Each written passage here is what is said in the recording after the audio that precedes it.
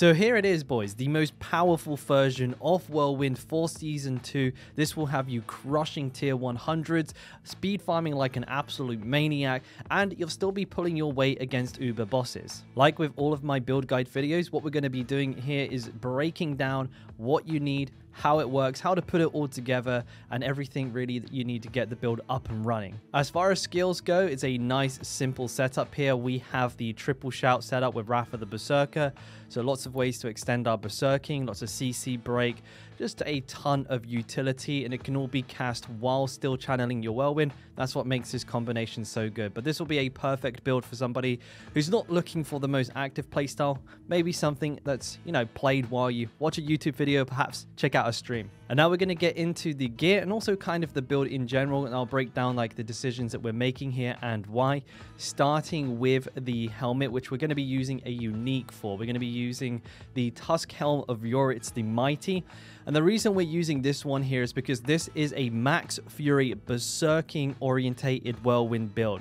Why are we going for Berserking? Well, that's because we are actually going to be using the Blood Rage Paragon glyph. This is that new glyph that is basically in every single Barbarian build. It's extremely good.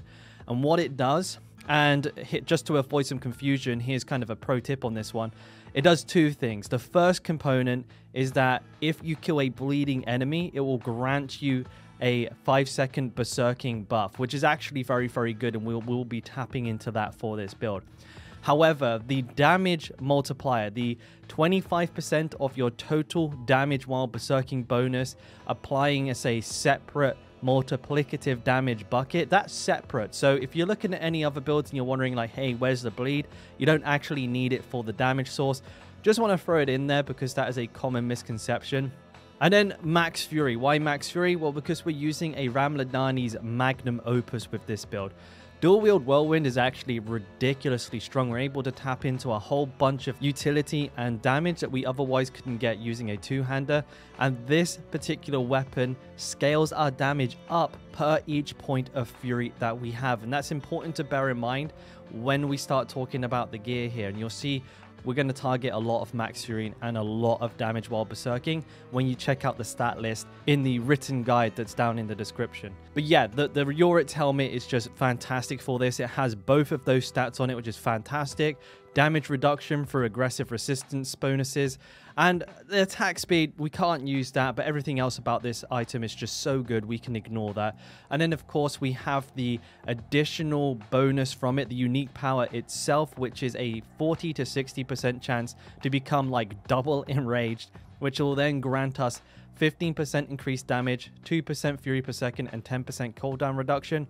And the way we proc this is by having multiple sources of berserking. So when you're berserking, you proc another source. So for example, we have Warcry. And then if you're killing enemies and Blood Rage procs, 60% chance you'll become double enraged and get all of these extra bonuses. And with the rate that we're killing enemies and all of the different sources that we have of berserking, this is going to be a very reliable thing for us to use. Some examples would be Relentless Berserkers, which we are using on another piece of gear.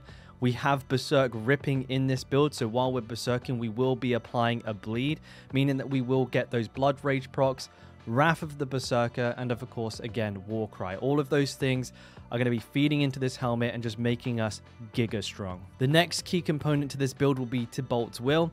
The reason being, it's just ridiculous for Barbarians. It has pretty decent stats on it. We've got Max Fury again, which is fantastic. We do have some DR on this one as well in the form of close enemy damage reduction, so that's always a nice touch.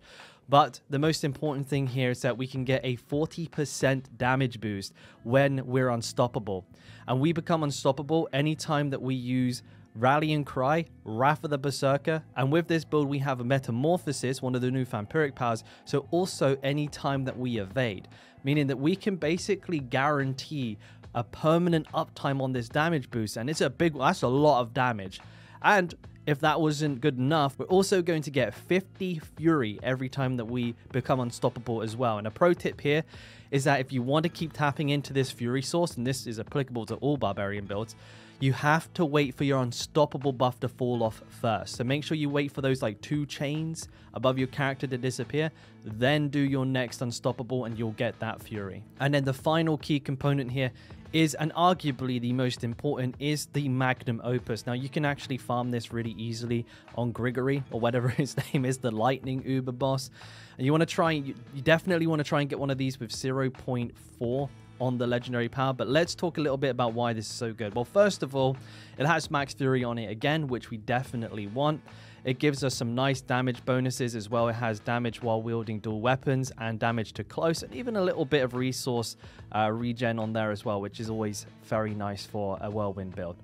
But it's this unique power that we're really looking at here, and what it is 0.4% increased damage per point of fury that you have, but you lose fury every second. So fury regen's a big part of this build, but we have more than enough with the way this is set up. But that 0.4% is insane. So at 100 fury, that is 40% extra damage. At 200 fury, that is 80% extra damage. And this is very achievable with the way all of this gear is set up. We have max fury absolutely everywhere.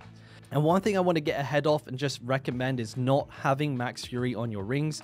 It's not necessary. There are too many important stats on there. So just trust me, it is a DPS loss. Don't do it, okay? And then finally, we have, supporting all of that, a pretty run-of-the-mill suite of aspects to support a Whirlwind build. I'll again refer to the build guide for this one. It'll take a very long time to go through, but they are all in there, along with the stat recommendations for each piece of gear, so you know exactly what you're going to need. For resistances, now it's very hard for me to give a perfect answer on resistances, but make sure you have 1 resistant on your chest. I'd recommend having a minimum of 2 on your boots. And then I would recommend having 1 on your ring. So by having 2 gems of the same color, you will be able to get a full resistance covered there. And then with a combination of the last ring, or, you know, jewelry piece that you've not got a gem in, and your paragon board, get that last resistance. Very important to do. And again, I wish I could give a more perfect answer, but it just depends on the gear that you get. Now for vampiric powers, we have, starting us off, Sanguine Brace. We're using this because it gives us basically permanent fortify, and it gives us some additional crit chance. Now Whirlwind doesn't massively need this, but this basically gets us like to 100%. So, you know, it's not something to be sniffed at. We then have Metamorphosis, like I mentioned before. This synergizes so freaking well with Tybalt's Will, so this is kind of a must-have. But the great thing I like about this is that if you dash through a boss, they'll be permanently vulnerable for the entire fight, which is an excellent boost to your DPS, especially as Whirlwind.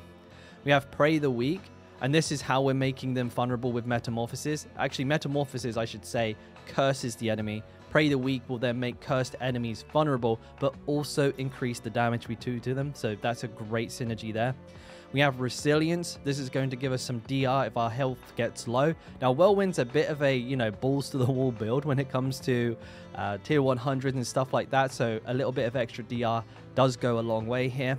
And then finally, we have Bathe in Blood. Now, this may not seem initially like it has a really good pairing with Whirlwind, and if you're speed farming, it's practically useless, I will be completely honest. But in those tier 100s, this is insane, because you have to spend like at least a couple of seconds on each elite pack. When this puddle drops, you just become invincible. And especially on bosses, that 40% increased damage and DR just it goes a long way. It has extremely high value. If you don't want to use this, you can switch to something else if you want to while speed farming. A good option would be Hemomancy. This helps you just clear entire rooms very, very simply, very easily by just walking in there, basically.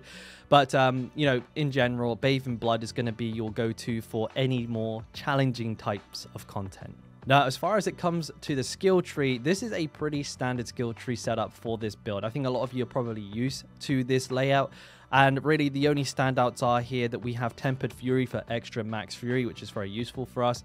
We have Wallop, and we have Concussion, because the way we're setting this build up is that we're going to be using the dual wield weapons for Whirlwind, and we'll have an offhand mace, one-handed mace, with the magnum opus. So make sure you definitely have that. Very important. If you're running dual sword, then you don't want to be using Wallop and Concussion. You maybe want to put those points into defensive stance or something like that. But this is the optimal way to run it. Try and get your hands on a one-handed mace. And the same goes for the Paragon board. Very familiar layout. Actually, this is an extremely versatile board. Allows you to swap between a lot of different builds. Certainly all of my builds very, very, very easily.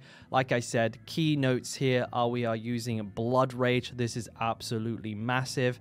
And we're stacking Max Fury and we are stacking Berserk damage absolutely everywhere we can. And again, refer to the written guide in the description to get the full Paragon board. Follow it along and you'll have absolutely everything that you need. And there she is. I hope you enjoy this build. I've certainly been having an absolute blast with this one. So sorry it's taken me so long to get this one out. Been a little bit sick recently, but here it is. So don't forget to give it a thumbs up if you found it useful. Consider subscribing to the channel for more Diablo and especially Barbarian content. And check out the live stream. I'm live every single day over on Twitch. You'll find everything you need down in the description. Not with a thumbs down. Like that. Anyways, catch you later. Bye now.